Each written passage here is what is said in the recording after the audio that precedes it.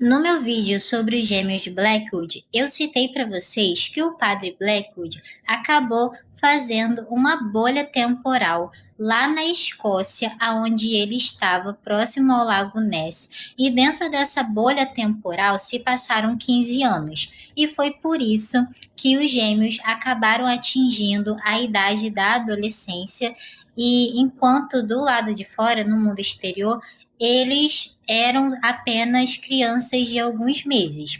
E eu acho que muita gente deixa escapar isso, mas basicamente o padre, ele se utiliza das linhas de lei para fazer isso. Na vida real, as linhas de lei são uma teoria proposta pelo arqueólogo britânico Alfred Watkins em 1921.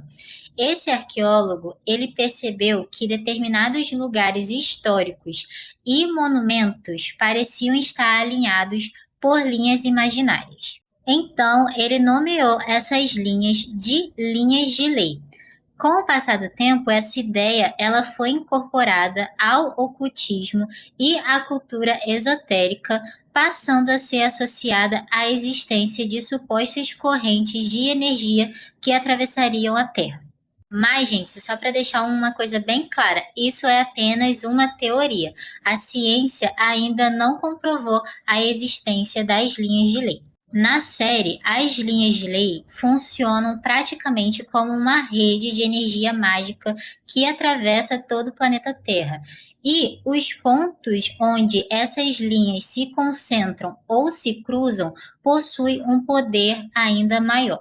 Basicamente, na série, as linhas de lei, elas permitem que as bruxas e os bruxos canalizem energias muito maiores do que eles conseguiriam produzir sozinhos. E a gente vê isso acontecendo em vários momentos da série. O maior objetivo dele na Escócia era sacrificar os seus filhos em troca do ovo do tempo que seria entregue pelo monstro do Lago Ness, porque ali próximo ao Lago Ness existia as linhas de lei, e foi através das linhas de lei que ele conseguiu corromper o tempo e invocar o monstro do Lago Ness. Só que eu vou deixar para fazer um vídeo separado sobre o ovo do tempo e sobre o monstro do Lago Ness. Em Greendale também existem lugares de concentração de energia através das linhas de lei. Por exemplo, aonde acontece o batismo negro é um local sobrenatural que existe uma energia mística por conta das linhas de lei. Porque aquelas pedras megalísticas que a gente acaba vendo ao longo, principalmente da terceira e da quarta temporada, elas ficam abaixo de onde é realizado o batismo negro. E essas pedras, elas são elementos que remetem a construções e monumentos pré-históricos que, na tradição esotérica, são locais de poder e de antigos rituais. Então, teoricamente, o local do batismo negro não foi escolhido aleatoriamente, porque abaixo dele existiam essas pedras e dentro dessas pedras existia o poder das linhas de lei, entenderam? É por isso que o Ambrose e a Prudence têm a ideia de usar essas pedras megalísticas para outros fins, mas, obviamente, isso vai ficar para um outro vídeo também. Em Greendale, a gente também pode considerar o portal para o inferno como um ponto onde se concentram o poder das linhas de lei. E sim, gente, é por isso que o padre Blackwood decide invocar os terrores do sobrenatural nesse mesmo local, ou seja, no local aonde eles realizavam os batismos negros. Por quê? Ele sabia que abaixo ali do altar e tudo mais existia esse círculo de pedra, e esse círculo de pedra ele era regado de poder das linhas de lei. Nada é por acaso nessa série. Durante a série, a gente vê que o padre Blackwood ele acaba invocando o monstro do Lago Ness com o único objetivo de obter o ovo do tempo. E esse ovo ele é trago pelo monstro e a gente vê que, em troca, o monstro estava pedindo uma espécie de sacrifício, mas acaba não acontecendo porque o Blackwood acaba matando o monstro antes dele receber a sua parte ali em troca. O Ovo do Tempo ele acaba sendo uma peça crucial durante a terceira e a quarta temporada, e a gente entende que ele possui algumas propriedades místicas importantes. Essas propriedades têm correlação com as leis do tempo, principalmente. Quando o Padre Blackwood ele é pego pelo Ambrose e pela Prudence, o Ambrose acaba armazenando o ovo dentro de um aquário para que ele fosse estudado. O Ambrose já sabia que o ovo tinha algumas propriedades relacionadas ao tempo, porque o Padre Blackwood acaba se utilizando daquela bolha temporal que eu já expliquei para vocês através das linhas de lei. Então, o Ambrose acaba cuidando para que esse ovo fosse bem cuidado e não caísse em mãos erradas.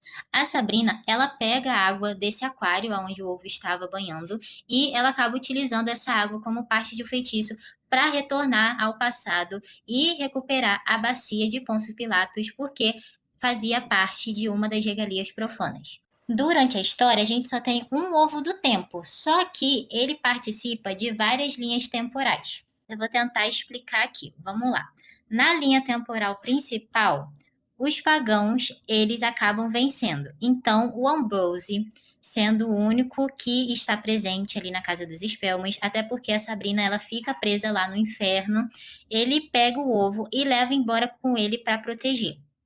Quando o tempo passa e a gente chega lá no futuro, a Sabrina usa esse ovo para voltar ao passado, ou seja, ela usa as pedras que estão ali na academia, mais o ovo, mais a estrela da manhã e faz o feitiço para retornar ao passado. Quando ela retorna ao passado, o ovo está lá, porque ele ainda não tinha sido usado. Então ela fica naquela agonia de salvar todo mundo e mandar todo mundo lá para o Dorian Gray. Vocês se lembram? Então, nesse meio tempo, o padre Blackwood entra lá na casa dos Spellmans e rouba o ovo que estava lá dentro do aquário. Então é esse ovo que o padre Blackwood usa para libertar os terrores do sobrenatural. Até porque quando a Sabrina volta ao passado, ela tem a segunda chance, então ela conserta tudo. E no final das contas, acaba que tem aquela dicotomia entre a Sabrina Estrela da Manhã e a Sabrina Spellman. A série não deixa claro pra gente o que é que tem dentro do ovo, mas o padre Blackwood acaba chamando ele de Abissal. E Abissal quer dizer seres que trazem o caos, a loucura e forças que escapam à compreensão humana. Então tem um certo sentido do padre ter sacrificado o que estava dentro do ovo em nome do vazio, porque é o que deflagra o início dos terrores do sobrenatural, até porque os terrores do sobrenatural de Um Mundo Sombrio de Sabrina estão relacionados com Lovecraft. E dentro de Lovecraft a gente tem muito essa questão de estruturas, de pensamentos, de, vamos dizer assim, fatores que fogem da compreensão humana, ou seja, fatores que não são físicos. E a gente vê isso principalmente com alguns terrores ali, a escuridão, o próprio vazio e por aí vai. Apesar do Padre Blackwood ser um personagem muito polêmico, a gente consegue perceber que o arco dele é muito bom porque ele compreende de magia, de poderes, de forças sobrenaturais que estão além da magia satânica. Mas me diga aqui o que vocês acham sobre esse assunto e é isso. Um beijo.